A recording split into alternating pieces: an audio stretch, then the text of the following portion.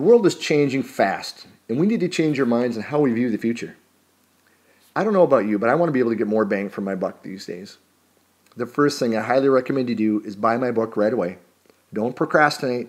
I wrote my book, The SHTF-Art-of-War, especially for the majority of us who wait until the last minute to do anything. Even with advanced warning of an impending winter storm or hurricane, the TV news routinely shows people running last minute to the stores for basic supplies. Humans, for the most part, well, we're reactionary creatures, and store shelves obviously don't hold enough supplies for everyone on your block. As many of you have noticed, the ammunition famine has swept the country. Any ammunition that is trickling into stores is being sold at one box per customer at many locations. They're doing this because they're trying to combat the hoarding behavior of many panicked gun owners. My advice here in this video is for those preppers and survivalists who have come late to the party. First of all, welcome. If you're a prepper that has the stereotypical top 5 recommended end-of-the-world guns and 2,000 rounds of ammo for each gun, then this video probably isn't for you. My book is controversial to the way many preppers and survivalists view firearms. I think it's just a complete waste of money buying what most doomsday preppers and survivalists advise.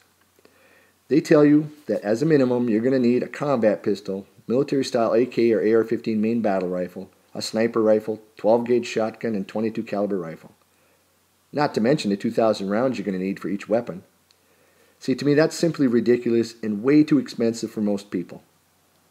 The current political atmosphere of gun control legislation is making it extremely difficult to find some of these prepper-recommended weapons and all the accessories for them. And if you can find the ammo, that's almost a miracle these days.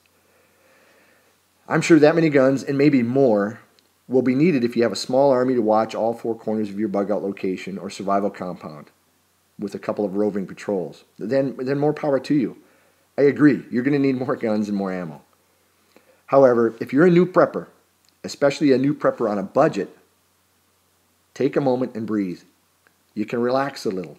You've come late to the party, but you haven't missed the party. A real crisis isn't at hand. Hannibal isn't at the gates.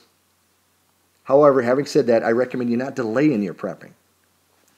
History shows that it regularly repeats itself.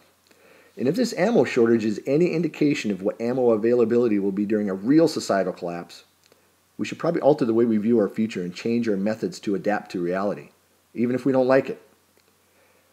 Our best laid plans, once they meet the real world, it's not the real world that'll change to our plans. It's us and our plans that have to adapt to it. This ammo shortage is a huge indicator that we need to change our views and alter our plans. Your survival weapons will be your adaptability and how fast you can react. In my book, I tell you to do the best you can to be reactive to the environment and flow with the situations you encounter. You can start training your mind now by replacing the words "how can I" whenever you want to say "I can't." I think a lot of preppers got it wrong. Guns and ammo are popular and hotly debated subjects among preppers and survivalists on YouTube. Everyone has an opinion. If you're sitting on 2,000 rounds for each of your 5 prepper recommended guns, then good for you. You can skip the rest of the video. However, if you're a newcomer to prepping, let's look at what's on gun store shelves right now. I've kept track of what's left the shelves first and also what's now starting to reappear first. The popular shooting calibers like 9mm, 45, and 40, well, they left first. And they followed a little bit later by the 22 long rifle and 38 special and 357. Every area of the country will be different. But in my area, and from what I've heard from other corners of the U.S., the 380 caliber really never disappeared. If I were to recommend a gun to a new prepper, I've changed my mind. I'd have to say get a 380 or a 357 that can also shoot a 38 special to maximize your choices. While the 380 is not as powerful as the other popular calibers, it's what's most available during this ammo shortage, and it's still available. Remember, you've come late to the party, and most of the cake has been eaten. I know my recommendations for the 380 goes against what the vast majority of YouTube preppers and survivalists recommend. But what's the point of having a gun you can't buy ammo for or shoot, especially during a WROL or SHTF event? I see too many people get emotionally attached to their guns and caliber of ammo. You should look at weapons as tools in your survival toolbox. A survival weapon, it's the weapon you have with you when you find yourself in a survival situation. Hey, when you're in a fight for your life, you won't care what caliber of lead is being shot in your direction or what the make and model of the weapon is that fired it. And you know what? Neither will your opponent. Now, my long gun recommendation isn't the AR-15. I recommend your long gun purchase be the .30-06 caliber.